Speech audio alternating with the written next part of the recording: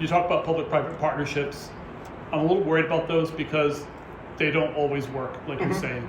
Across the country, they have failed. Yep. People have bought back their water systems. Think about the medical appointment transportation debacle that happened here when it was pulled out of RIPTA's hands, right?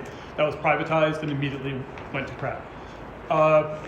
We didn't adopt them seriously in Rhode Island because by the time we started seriously thinking about them, we already had a litany of failure from around the world. And we have some of the biggest companies that do private P3s in the world here at the State House 6 years ago. And those meetings were canceled after a while and it went nowhere because people were bringing up objections and showing how poor they are.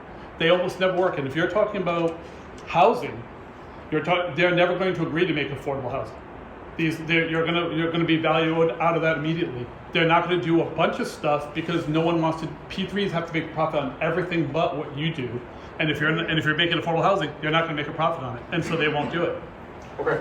So I have serious concerns about that, and I would hope we have an alternative. Well, I mean, you're saying that every public partnership has been a failure. And no, I'm saying that most ultimately get. Most of them are not failures. They're not. It's just there have been failures, absolutely. Mm-hmm.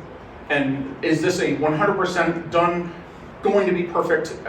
Let's write the check tomorrow. No. Right. But there is a project development process. One of the reasons that they don't work too is because these companies have lawyers who all they do is P3s. And that's what we will have. And then you will have a company that will do something like P3s in a local way, but not the international expertise that these people will bring to bear. Again, you're making an assumption there.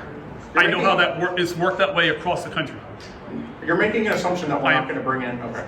I mean, that is, again, that's just, I mean, that's your opinion, but that's not. Well, it's also backed by lots and lots of facts. It sounds like he's challenging the fact that you're making an assumption that there is a group of people out there that are trustworthy, competent, visionary, whatever you're looking for in your RFP. There are.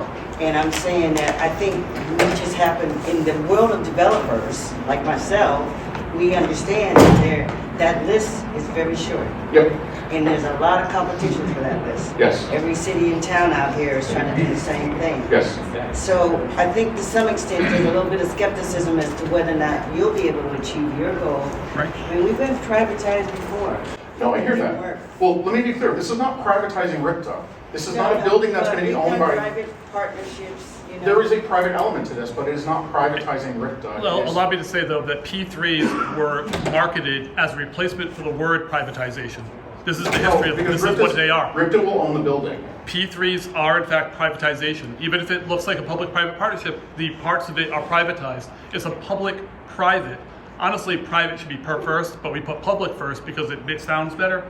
But all P3s are really just privatization under a new term. This is historically true, not an opinion.